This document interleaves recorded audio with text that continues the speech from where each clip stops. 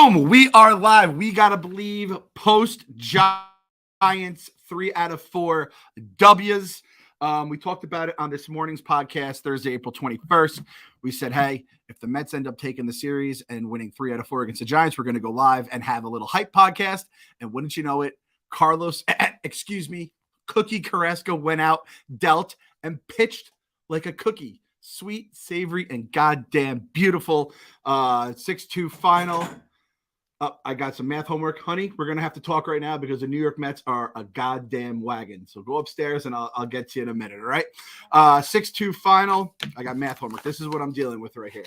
This is the other side of life. 6-2 final. Francisco Lindor, 3 for 4. Hitting moonshots. Hitting all over the park today. Looking great. Eduardo Escobar hitting one that I actually thought went a little farther than it did, but everything is goddamn great in Mets land. So I wanted just to get a little vibe of the fans right now. World Series or bust is kind of where I'm at. So yeah, 10 victories into the season and it's April 21st.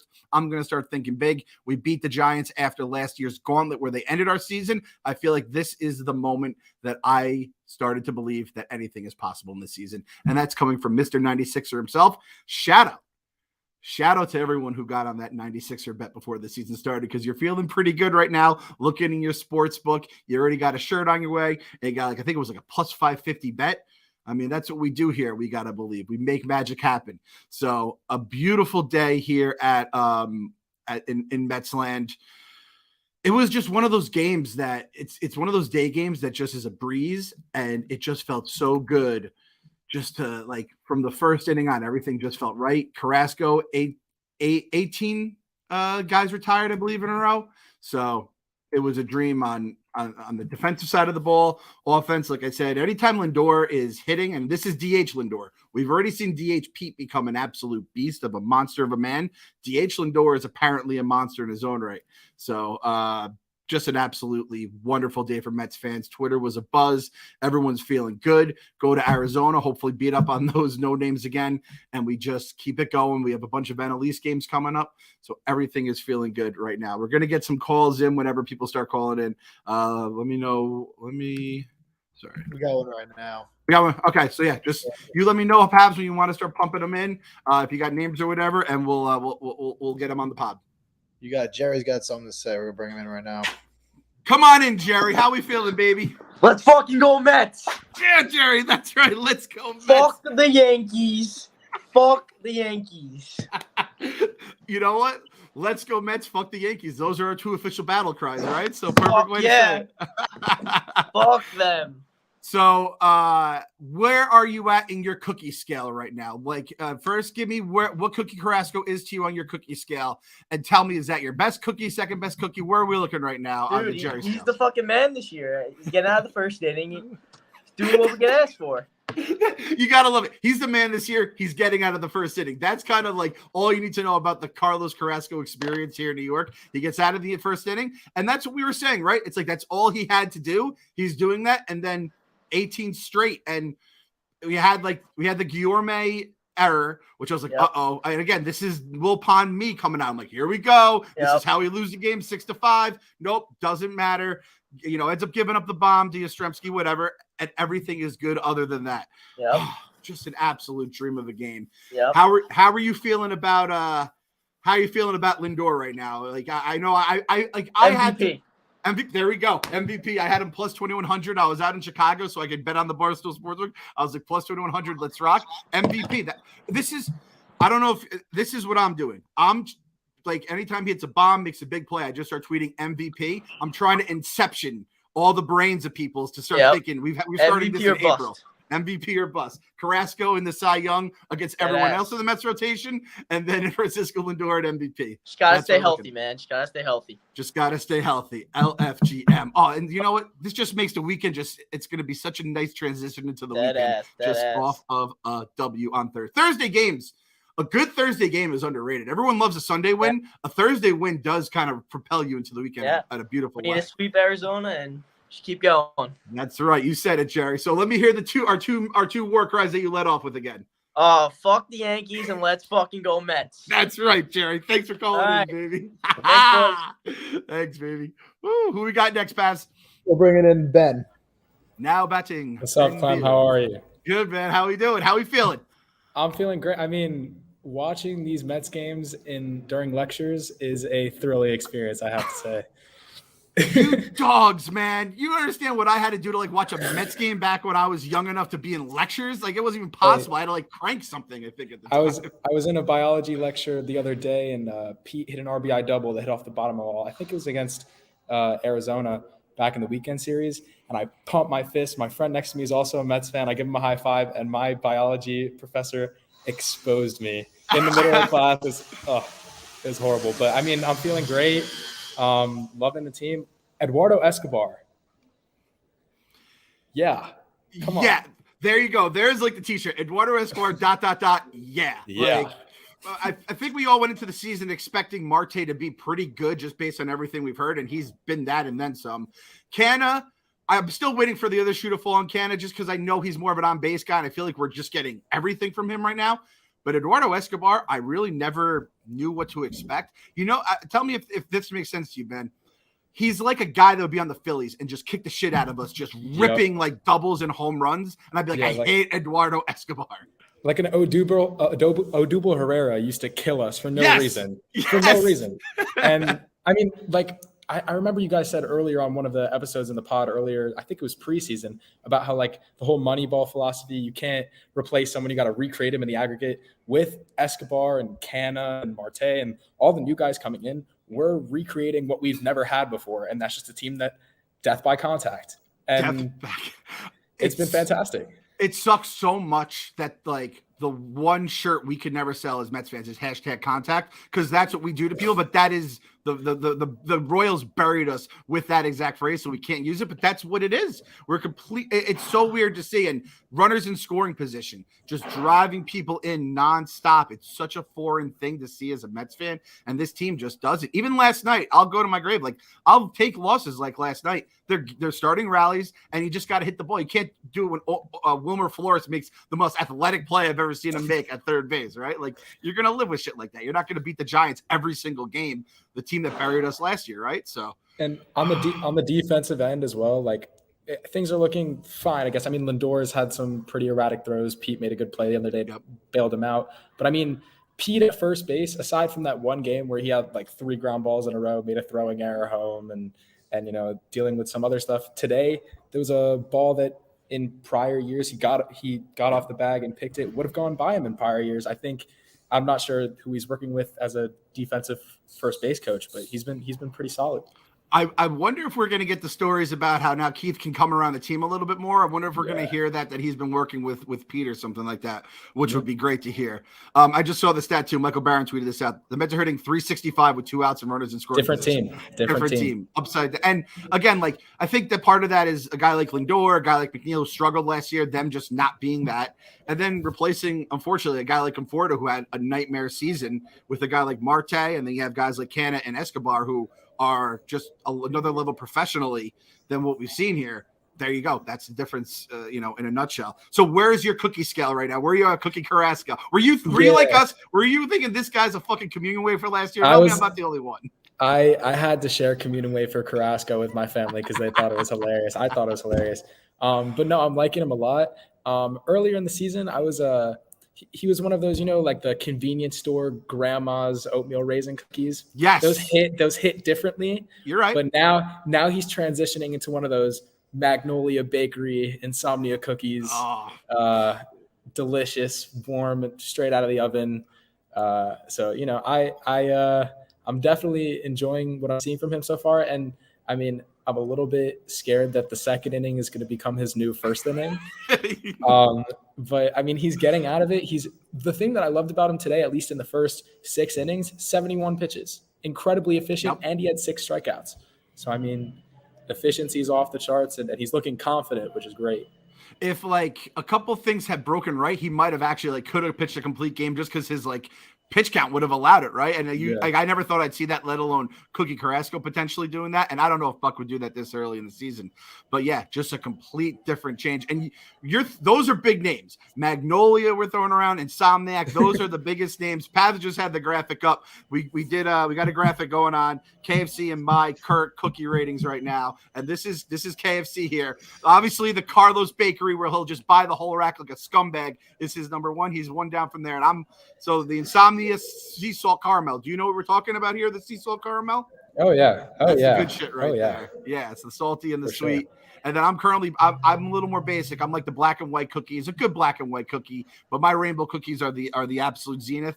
This guy, there is more to him though, and a lot of Guardians fans are saying this is the guy that we were so upset to see, get traded. And when the other fan base is kind of noticing the guy, obviously with Lindor, you're doing pretty good right now.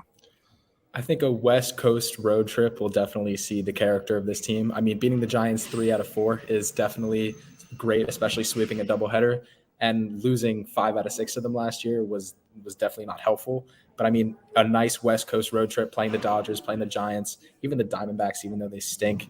I think it'll definitely see what this team is made of, and hopefully we'll come out on top like we have been, 4 games up. Yeah, exactly. 4. Throw up the 4s. Arizona, then St. Louis. So that St. Louis series is going to be something. We're going to probably be building that up the way we've been building this one up, And I mean, the Giants, I said the Giants are the West Coast Cardinals in my mind. Just nothing but voodoo, dark magic, and dark arts going on with baseball. And I didn't realize the NL East, we are taking the lead while we can. We're 10-4, and then we have 6-8 with the Nats and the Braves, and the Phillies are 5-8.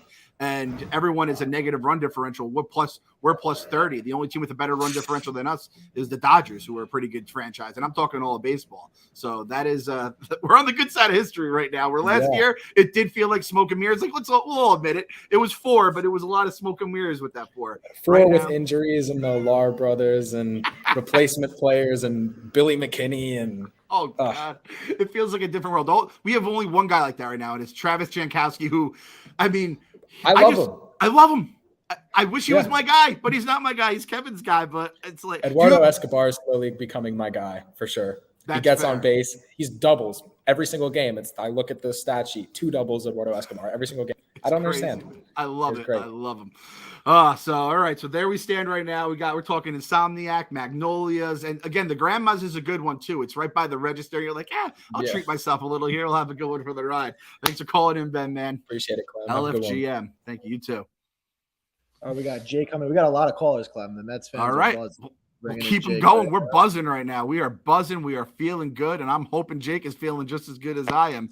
And Jake's feeling just as good as I am. I can see it in his face. I'm just feeling good. I'm feeling just as good, and I'm claiming Mark Hanna as my guy. He was my guy from the beginning.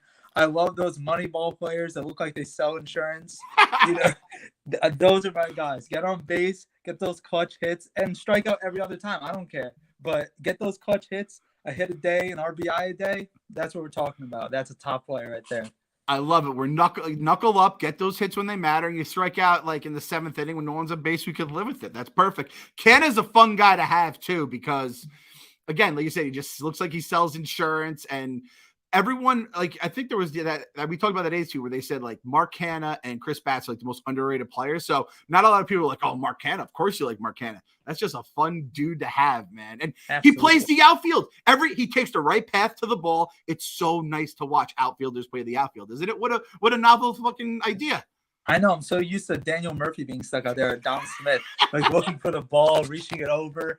Oh my God, not knowing where it is. Oh, it's so good to see outfielders actually play the outfield, exactly like you said. It's amazing. Beginning of the season, you would have told me that Marte is the only person who made a bad play in the outfield for the first 2 weeks of the season. I would have never believed that. And it's from some Sun. So keep it as is. Like right now, I'm so high on this team. It's so great seeing non-stressful Mets baseball. It makes me, even the last night where, I'm texting my dad, oh, Bassett's getting rocked here. Like, He sticks in 6 innings. Everyone's nice and ready for the road trip. It's looking good. It's proper baseball. Yeah, proper baseball. I mean, that's like we could put that on a fucking shirt too. Like that should be the motto of the season. Proper baseball from Buck on down, because it starts with Buck, where it's like everything is making sense. Everyone's in the right spots. And again, I made this point a few weeks, or I think it was actually up after opening day. Even when he took out Cano and Marte late in the game, it's like keep the old legs fresh. There's no reason for those guys to be in there and pull a hammy in a 8-run game, right? Yeah, these people in the community on the Twitter space, they. Every time the lineup comes out, they get so stressed out. Like, why is Guillorme starting? He's 6 games already. I like the rotation. Keep everyone fresh. It's how you stop injuries. Don't overplay your hand. And if we keep on winning, keep on putting runs on the board, who cares? We don't need to put Dom Smith in the pinch at every game or put in Marte to pinch run, especially in games like this. Keep it low stress. Get your bench guys some at-bats. Get them fresh for when they may be needed, for as a starter. But this is exactly how you're supposed to play. And we're getting away with these kind of half bench games, which is just phenomenal early in the season. And yeah, that's the biggest thing. Those guys are like, everyone's human in baseball. And it's like, those guys have to stay fresh and mentally into it. And if you're not going to play, you're just going to it's just natural. So the fact that they've done it, and little stat here, the Mets bullpen is not allowed to run over the last 5 games. There we go. And Sean Reed Foley has how many innings in his last 3 games? It's 3 innings for him. There we go. So if again, you're telling me, if you told me before the season, hey, the starting pitching is lights out without Jacob deGrom, the bullpen has a hiccup, but they've gotten hot lately, and the offense makes you want to watch baseball, that's all I need to hear. Right? All right, so give me the cookie scale right now. Where's Jake's cookie scale? Who are the heavy hitters? Where does he stand on it right now? I'm going to say he's at an ice cream. When you have those specialty ice creams and they have the cookie wrapped inside the ice cream that you have to go find. Oh. And that is just, you can just get your spoon in there, take half of it. He's ice cold right now. That's what I'm saying. Right. Fucking Jake going next level. I mean, now I'm going to have to buy ice cream tonight too. I thought I was just going to buy cookies. I have to buy ice cream. So, all right. Jake's feeling good. I'm feeling good. Everyone's fucking happy. Thanks for calling in, my friend. All right. Thanks, LFGM. LFGM, let's go. Oh, man. The people are hyped, Pavs. People are hyped right now. I'm feeling fucking great right now. Woo! Bringing in Bro Loco. He's celebrating with a cigar right now. So you got. Oh, Bro Loco. I can tell you right now, I'm going to like Bro Loco. Bro Loco. Oh, that's up, Bro Clem? Loco. How you doing, brother? Is that a victory cigar we're smoking right now? Hey, this is a victory stoke. Every series we smoke one of these. That's a good fucking thing, bro. That's that San Francisco Giants pack, as the kids say. I don't know if I'm saying that right. Ride it high. Let it ride high. Yeah. Hey, man. And this is Tom here. I'm the dude on Twitter who told you I was gonna tattoo Mr. Matt flipping the bird on the back of his leg. Yep. We make the playoffs. So we're still riding high on that. But do we have to start looking up tattoo parlors? We're gonna have to start researching now. We're not at the point where we're making the reservation, but we're gonna have to start looking around, pricing it out, all that kind of stuff. Yeah, finding some good ones here. So but I mean, what a good day in Mets land when the only thing that goes wrong is Jeff McNeil should have hit a home run. Yeah, ball, it's amazing. He gave us a good meme too, where he said, "Oh fuck," I think when he was rounding the bases in slow motion. That was incredible. Yeah, McNeil, that's my guy. He's been my guy since day one. So I love the squirrel. Yeah, I feel bad. I didn't know if I could still take a guy like McNeil since he's been here for a little bit. That's a dude that I didn't believe in him after that first September where he just was red hot. And then he came in and did it. And again, if we're going to give everyone a mulligan for some point, in the last year or two, I think Jeff has clearly earned one. And man, he's Jeff McNeil again. That's all it is. What's he doing? He's just Jeff McNeil again. It's that simple. Mr. Consistent, Mr. Smooth. Mr. Consistent. Oh, God damn it. It feels so good. And just having, and when he plays even in left field, I feel pretty confident with him because he's a baseball player. Some of the other guys I don't feel as confident in, but I remember he made that one throw home. I think it was 2019 that ended up it might have been to end the game, I believe. And it's that guy just gets it. So he's a ball player, man. It's not like having Murph out there or dude over Oh God, I mean, we've lived through some goddamn nightmares. Unfortunately, and I think you're too young to remember the Todd Hundley days out there in left field. That was after we traded. That was when I was younger, but yeah, he definitely didn't raise my blood pressure. Not like some of these other goobers that we've had. They said, I asked Frank the Tank when we were out in Chicago, I said, Frank, who was the worst outfielder for the Mets out of all these guys? And he goes, oh, no, Todd Hundley. And I'm like, well, he was a catcher, to be fair. What franchise throws a catcher in left field in general, like first base or catcher, or you don't fucking play, Todd. And it's always the Mets. Like, we'll just try him in outfield. One of the hardest positions. Like, gotta sack a ball. Like, for a catcher to do that, amazing. And it's like, I know Piazza's Piazza, but it's like, yeah, Piazza and Olerud, so you're kind of screwed. You couldn't put him anywhere else, but it was just a nightmare. But like, anyway, Jeff McNeil looking great. And that's the thing. Like, there's really no one on this team that you're just like, I fucking loathe. I mean, I guess it's at the point where McCann has just taken that role, which, hey, that's a role someone has to take. If McCann, if James McCann's going to do that and play well enough, like defensively, like that, I don't really notice him. He throws a few guys out. Like that's almost a role on the team to play, right? Any baseball team is a guy everyone hates. Yep, I would say, it's kind of like having a pitcher, having him up in that night spot. Like, he's not going to do much, but he does throw people out. We've had a lot worse at catcher defensively, and everyone else is hitting. So it's like, hey, do your thing. Exactly. And then once we have, and like Nito is such a likable backup catcher, even though he's not like, an offensive monster, that it's like when you do see Nito, like, oh, Nito's in. It's like, I'm going to get the same production on offense. Yep. And if Jacob deGrom is pitching, he's not going to probably give up a hit for most of the game. 100%. So where are you at the cookie scale right now? Let me hear Bro Loco's cookie scale. I'm going to go a little off. See, I'm down here in Wisconsin, so I don't know if you guys have it. We have the monster cookie. It's just a shitload of frosting in between two cookies, and there's a little more frosting on top. I'm going to Google this right now as you tell me about it's called the Monster Cookie. It's one of the greatest inventions. Like, I used to eat 2 a day. They fucking slowed down my metabolism. I was addicted to them. Are these homemade, or are they like a brand? No, they're homemade at the bakery. I work for a Kroger brand down here, Kroger company, so they make them at our bakery. And it's like, I don't know if it's everywhere. I didn't know if you guys had them up there or not.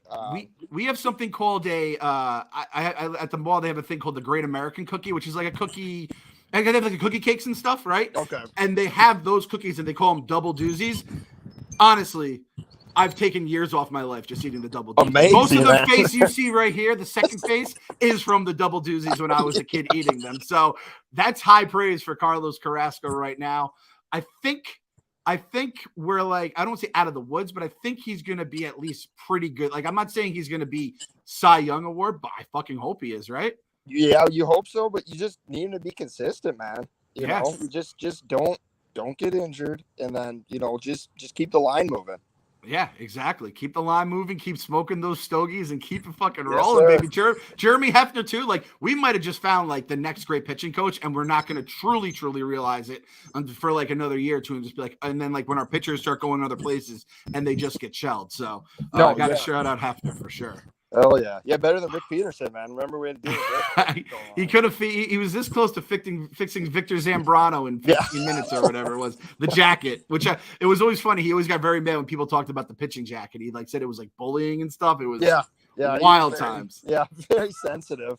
Yeah, very sensitive. But Bro Loco, I'm telling you, man, smoke those stogies. Get that tattoo parlor in your realm. I mean, you're out in Wisconsin. We might have to bring you out to fucking New York, and we'll get it done properly. We'll get it done outside the chop shops or something by City Field. I'm coming down. If we win the series, I'm coming down for the parade. I got Coors Light on me. I tell you that. There you go. Blue Mountains are in our souls right now. We'll be all drinking the cake. We'll be eating the cake, drinking the punch, and gulping the Coors Lights responsibly at the parade. Sir. LFGM. Oh, all right, LFGM. Let's go, boys. Oh, Bro Loco. I'm a Bro Loco fan. I can tell you right now. I'm a big Bro Loco fan. I'm going to enjoy seeing those cigars throughout the season here. Oh, we got Suavecito coming in right now. Oh, Suavecito. Let me tell you guys about Suavecito. Suavecito, do you want to tell the story? Can I tell the story? Your face is on camera. You're right having the story out there? Yeah. Of course. Okay. Yeah, I'll tell the story. Let me get my camera adjusted here, right? All right, Clem. So we've been talking on Twitter lately. So, I guess I started the Riley Reid. You're gonna make me believe. Oh, Buck, let's get it going. Listen, I've been listening to the podcast since its inception. I was a fan of you guys before then. So the second you started the Mets podcast, I was all in. And dude, I'm not the type of person that makes memes or tweets at you guys. You know what I mean? It would be cool to interact, but that's just not really what I do. But man, back in 2019, it was like 2 daid after we traded for Stroman, when we were on that like historic, like rounding off like 7-8 wins in a row. And it just clicked. It was like, I had probably seen it a day before or something. I was like, I'm gonna believe. And I just sent it at you. It maybe got like 200 favorites. That's record-breaking numbers for my Twitter account. But I'm pretty sure you kept it close. You kept it in the holster, and 3 years later we resurrected it. So let me just say, like, to have you guys like bring that up, put that on a shirt, and have like a little bit of a movement behind it, dude. I have been riding high for weeks. It's awesome. I mean, that's one of those things that the minute you see it, like jackpot, like that was an instant jackpot in terms of just internet life. Where as soon as you saw it, I was like, that is fucking money. And again, you may not be a meme guy, whatever it is, you were put on this world, if not just on the internet, to make that meme, because it has brought so much joy to just my life personally. I know the guys on this show, and then I'm telling you, like, we're not gonna sell 1 billion shirts. I'm not gonna become a millionaire over the shirt, but the amount of people that just like stopped dead in their tracks and were like, that shirt is awesome. Yeah. That was it was a guy. It's incredible to see. And that was just on opening day when everyone's doing their thing. But I'm telling you, it was the vendor at the concession stand. It was people we were sitting with, and it was like just people online or like who stopped us.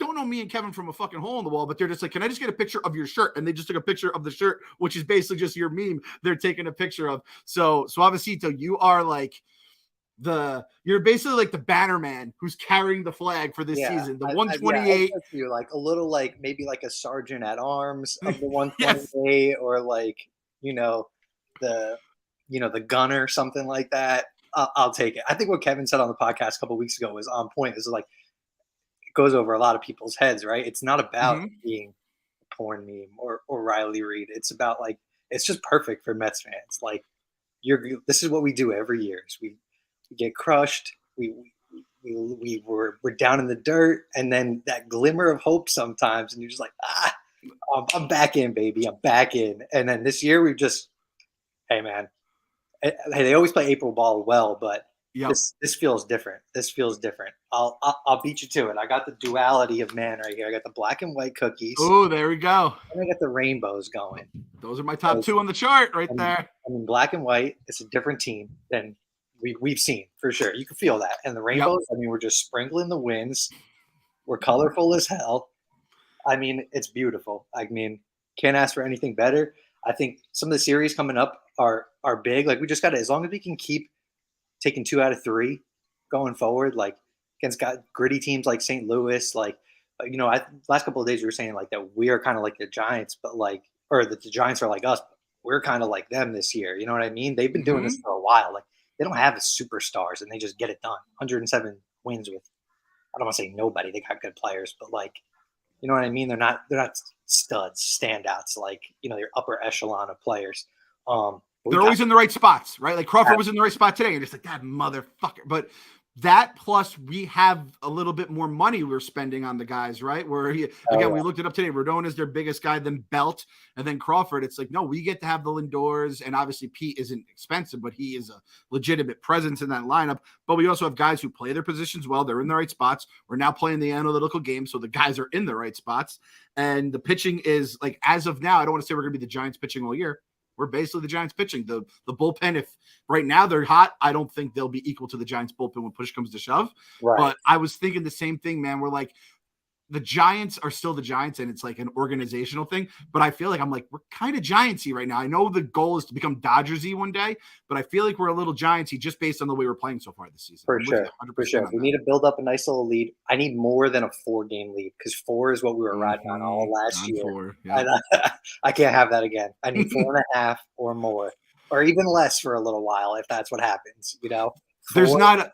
4 is no good juju on 4 after what went down last year. So when I said the 2 numbers that shall not be named from a previous season as well, that's when like things started falling apart too, and everyone got mad at me because I even brought it up on the podcast. But yeah, 4 is becoming the new version of that. But honestly, like, and we said it every week during the podcast, it's like, all right, well, it's like, well, they could say it doesn't matter, it's smoke and mirrors, but who cares? It's still 4, but we're like, but it is still kind of smoke and mirrors, dude.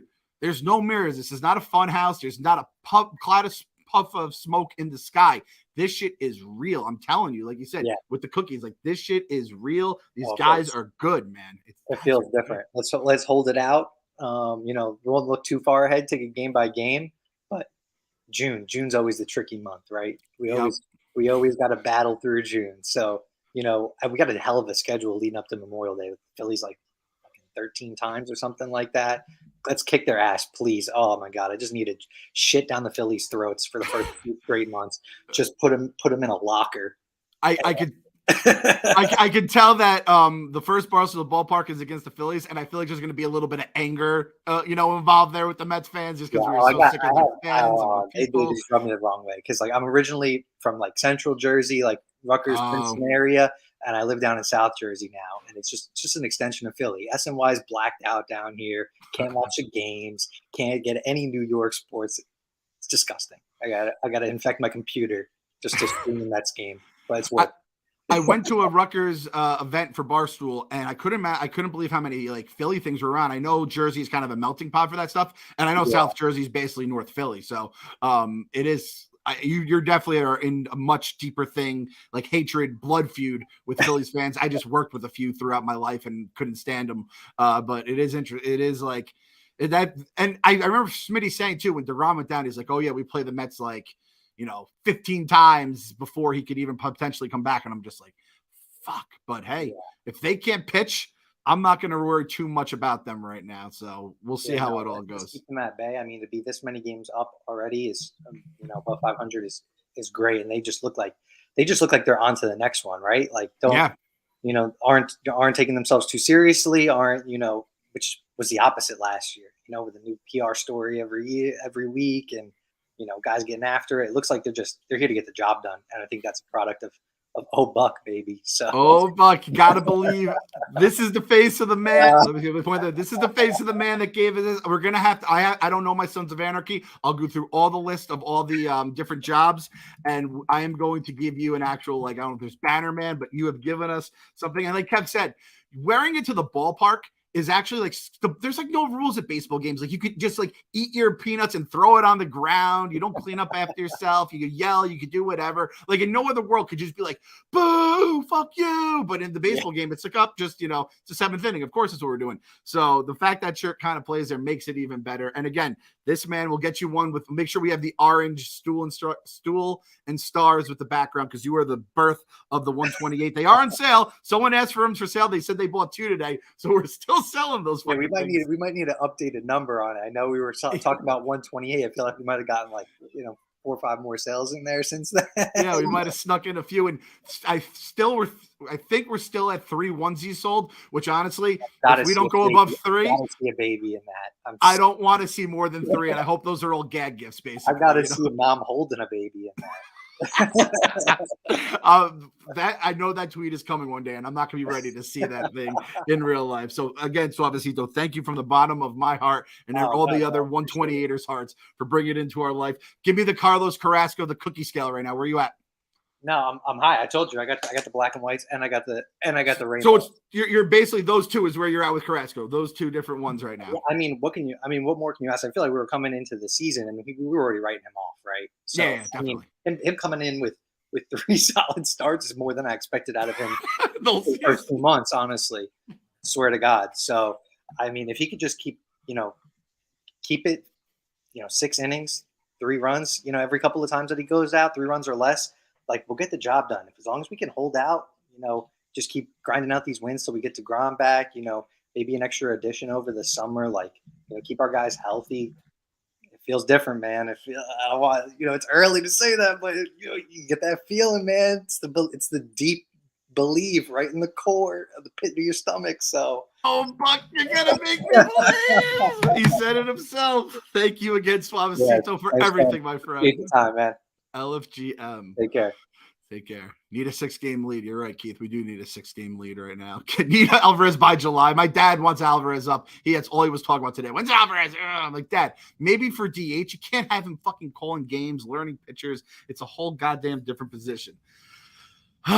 We got anyone else, Babs? You want to take 1 or 2 more? Yeah, 1 or 2 more. We'll take 2 more. Take 2 more. I got Andrew coming in right now. How we doing? Andrew, we had you. You were Bro Loco in my mind for a second. I was like, this doesn't look like a Bro Loco. It looks like a pretty well together guy. I love my guy Bro Loco. That's not by no means an insult. How we doing, Andrew? I'm just pretty pumped right now. I know a lot of the time, first couple weeks this month of the year, it's same old, but it's I just went to the doubleheader on Tuesday and the game yesterday, and just the energy in the park, it's just a little different this time around. It really does. Like, especially even that loss yesterday, it didn't feel like one of those losses last year where it was 3-0 in the 7th. They kept fucking hitting ground balls to second base and just like really quick at bats. Like, they're grinding out ABs. Like, we got a pro lineup now. We got guys that know what they're doing, and it's good to see that like we're going to be a tough out for the whole game. We're not going to fold in games. I was just really, really tired of that, but man, it's good to see the team playing really, really well. And I mean, we've been through a lot of hardship, so we just got to hope. We got to push to the end. Yeah. My dad said it today. He's like, you'd have the bases loaded, then you'd strike out, and then there'd be like a weak ground ball that would turn into a double play. I'm like, Dad, I have PTSD. I've just lived that so many times. I'll tell you, I've never been happier with a 5-2 loss than I was last night. Every single two rallies, hard hit balls that got the final out. I'm like, we'll live with that. It sucks, but we'll live with it. You know what I mean? And it's huge too, because in years past, you'd see like Bassett, like he gave up 4 in the first. You'd see him only go like 3 in the third. Like, going 6 is really important for the bullpen. Yes. Like, that's huge for the whole longevity of the season. Yeah, he didn't have his best stuff, whatever, but like he grinded out there, still gave us 6 innings, and we were in position to possibly still win the game. So it's just like a lot of the little things that are done this year compared to last year. Like, man, they run the bases so well. Like, really, really well. Like, stolen bags, Marte has just added another speed element. Like, it's awesome. Like, Jankowski's been amazing off the bench. Lindor's still in a couple bags. Just putting that pressure on the defense like that, just another element. Last time I remember the Mets ran was when they had Jose Reyes. That was the last time. Isn't that crazy? Yeah, that's literally the last time they ran. Yeah. It's so true. And that feels like a Buck thing, too. It feels like a little bit of an old school. The hit and run today with Guillorme and Jankowski, I was like, I've never felt more confident that something was going to work than those two guys. Because it's like, that just feels like their bag. And it worked to perfection. And those kind of things, you produce runs. They said it on the broadcast as well. Just a completely different game. We're watching baseball again. That's it. We were watching 65% of baseball the last few years. We're watching a baseball team right now.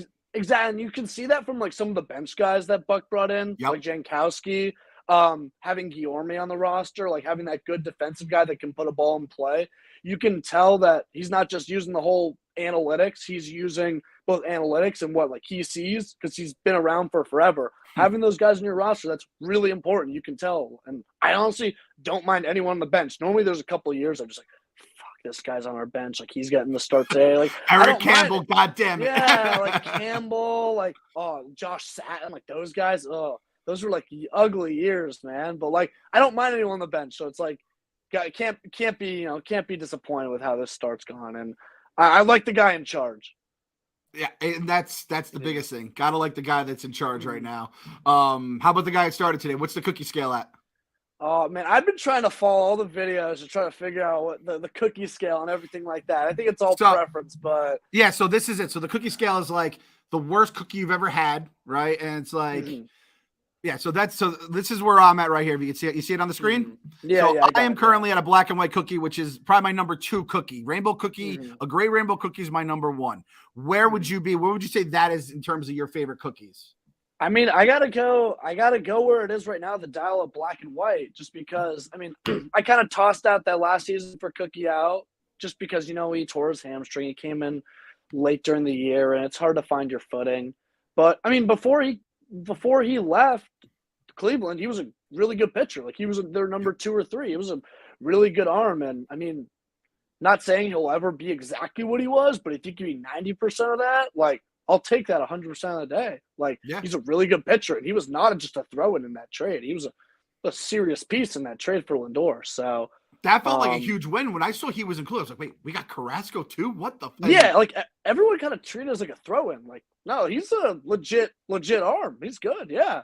But no, I was pumped, yeah, for sure. But no, I appreciate all you guys do. I love your guys' channel. We Gotta Believe. I'm always following, and I'm going to the game on May 14th, so hell yeah! Try to see you guys there. Yeah, we'll be there. It's going to be. I think the Barstool ballparks. We've been dreaming of it basically since we started doing it. But I think it's going to finally become like that I don't want to say raucous. Like, I don't want to think it's crazy, but just like a fun, loving, good time where we're excited as much about the team as we are just about partying together. Whereas usually just the party that kept things going and fucking with Tank here and there and being like, Tank, what are you going to say now? This, we can actually enjoy the game and hopefully some wins here and there, right? Yeah, it's a family. And, when you guys are going good, you treat it all together. And then when you start tanking, then we can just all shit on the team together. It's awesome. Yep, exactly. So, Exactly. There we go. All right, thank you. Thanks for calling in, Andrew. Yeah, for sure. Real quick, Jeff, Pabs, I got a DM here. Jeff Scarola, he says, I can't call him, but can we give some love to the hitting coaches like Eric Chavez? We bury them when they suck, but when they're good,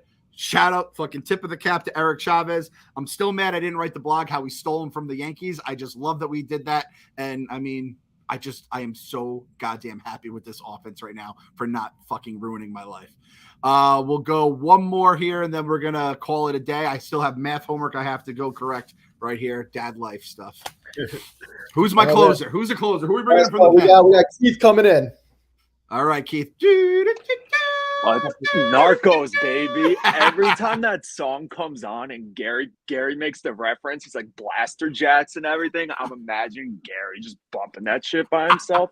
So funny. Dude, this team, this is like the most roped into 14 games that I've been in the longest time. It's because like they're just doing like everything right.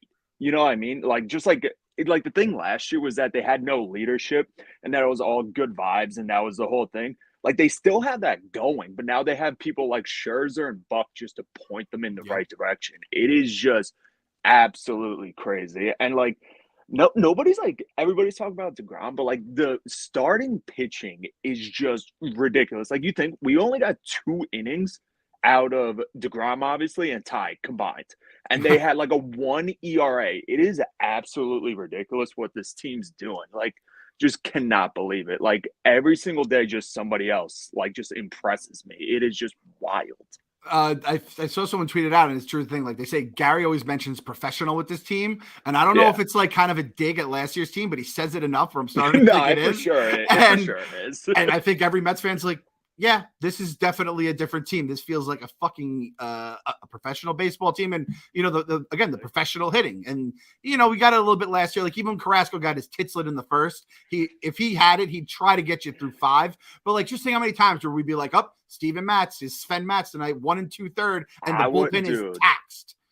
I was gonna say the same thing. Like even when like Bassett gets like lit up, he let up 4 runs. Like you're still in the game. Like it is like that's just what our standards are now. Like we are so rich, we're so fucking good that it's just like our starter gave up 4. Like that sucks. It's like no, you can still go win this game. We saw it with McGill the other day. Like he lit, I think it was 4 exactly or 3 or something. Let it up. We got back in, won it, and started off a great series. Like we were saying before, like. I just think like we're in every single game. And if we lose, it's just like, all right, like I know we played well though. It is just incredible. If you take all the scenarios from last year, when they lost to the Giants and they lost some of those squeakers, you bring them this year, this year's team wins them. And you take the games we just played, you put them in last year's team, they lose them. Like they fall in a hole. They're just not going to come back. They might have a rally, but it's like, again, the strikeout of the double play with the bases loaded. And we're just like, I don't want to watch baseball anymore. For sure. Where this team makes me want to watch baseball on like, even a night where I'm busy and million fans like, what? I can't. I'm like a stupid Wario. I mean, the Mets. I gotta watch the Mets. So I got something for you. So like we're talking about leads and what we need. So I'm obviously all the way down into like who we're playing in August, September, right? Do you want to hear how much the MLB blessed us with this September schedule? Like I'm already there. Like we're 4 up. I'm like, if we just get like tied or this thing's ridiculous. Nationals. Pirates, Miami, Cubs, revenge against Stroman in September would be incredible. Pirates again, then Brewers is all right, but then the Oakland A's who are going to be tanking at that time. Marlins again, and then it's the Braves obviously to end it all. But like it's just everything is besides DeGrom is looking beautiful. We got the Nats. We got the Nats because we have to finish the series that got delayed. So that we throw them at the end. Be absolutely incredible. Like I know KFC was saying the other day, like you can't assume like it's better off to assume like DeGrom's not coming back. But I want this dude like in bubble wrap. Like I literally almost don't want him to pitch until August. Like at this, I just want him to be good September run, and then let's go win the whole fucking thing. Yeah, there almost need to be like 2 timelines internally. It's like, all right, if we need him is then, and then if we're just cruising, that's the other timeline, right? I mean, not to bring him, but if we go and get like swept this weekend or something, we lose 3 in a row. I'm like, no, we need to ground back like ASAP right now. Like, just go, you're back, dude. Yep, you're not even doing a rehab stint. You're just coming right back to the big league club. Right back, man. It's just incredible, honestly. Like you said, man, we have to like recalibrate the way we think, whether it's about, and it's early to say like every night we're going to win. But I do remember that in 06 where it was like every night I expected to win and every night we didn't. But it kind of goes back to even during free agency. I was saying this to my dad today at the store.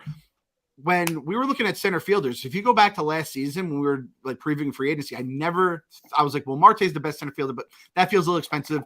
And then I'm looking second, third best center fielder. Or if we keep Nimmo there, who can we put in left? Because we need a real left fielder. And then it was like, no, you fucking moron. Steve Cohen owns your team. That's not a problem. Exactly. We didn't mention Max Scherzer one time as potential, and that was after they almost spent all that money on Bauer too. So we knew that they had money that they wanted to spend on pitching. Dude. The fact we never said that. God. Change your mindset. Change your mindset for free agency. Change your mindset for trades, and change your mindset for every single night. All 162, the lineup, the bullpen, and the starters, because we have fucking people from top to bottom. Infrastructure. This is the infrastructure coming back and paying us back, Keith. Absolutely beautiful. You gotta love this shit, honestly. Yep. So give me your cookie ranking right now. We gotta get our last cookie ranking. I've been debating it, but this is like such a specific reference. That's fine. I want to hear the specific ones. I like it.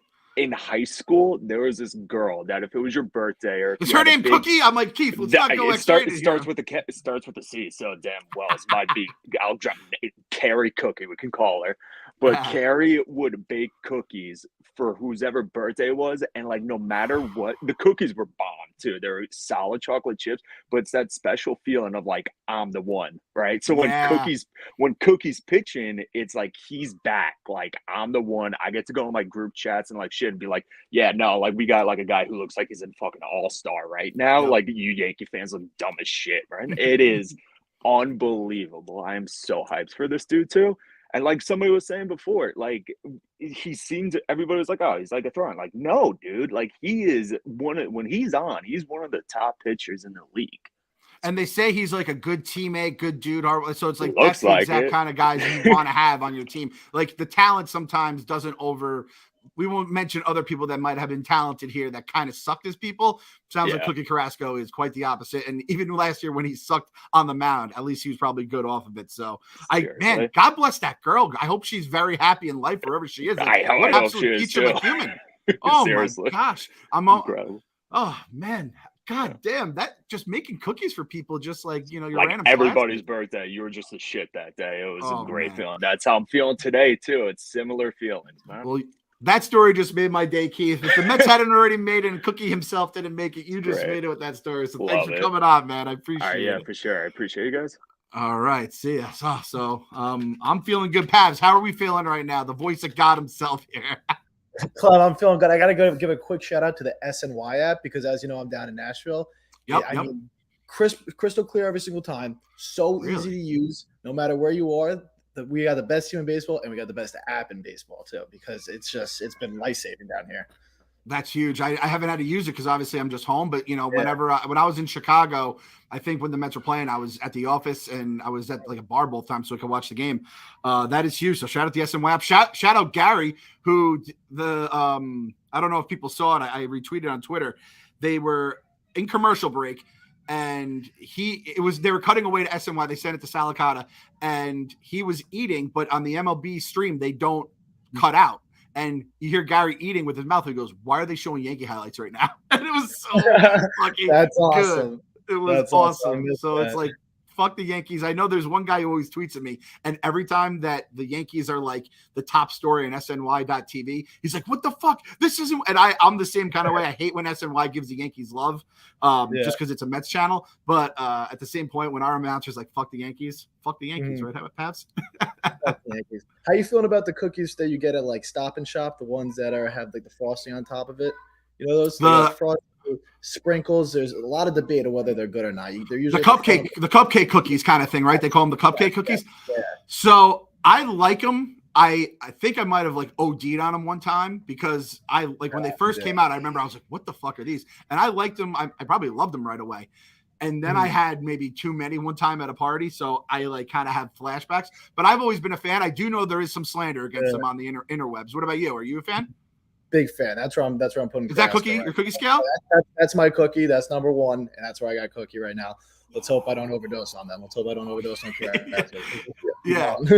You see the name Cookie Carrasco, you start getting that like upset stomach feeling at the time. You're like, oh, I don't know, man. Well, shout out Paz for running this shit too, man. You were the fucking anyone who says, hey man, I love what you guys are doing with the content and stuff. That's the face of the dude that is fucking making this shit, taking it to another level right now. So shout out Pavs for real, man. The SNY app of this podcast. I'll tell you what, man, you're crushing it. The new guy just coming out throwing fucking haymakers. So there you are. That's a good Cookie scale too, because that is a known cookie and people are gonna like that. So how about that girl who cooks cookies for everyone in class?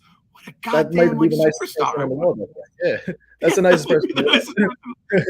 I'm gonna get Keith. I'm gonna be like, Keith, is she, like, has she found anyone yet? Because I have a couple friends that are getting a little older as well, looking to settle down. Hopefully, that someone like that should be scooped up. But shout out to her. Shout out to fucking Cookie Carrasco. Shout out to the New York Metropolitans. The best. Are they the best team in baseball? They're the first to double digits. I don't know if the percentages say different. First to double digits. Yeah, we got 3 teams with 9 wins. We'll see what happens by the end of the night. But for now, thank God it was a day game, so we can say we're the best team in baseball. Goddamn right, baby. LFGM. Gotta believe. Yep.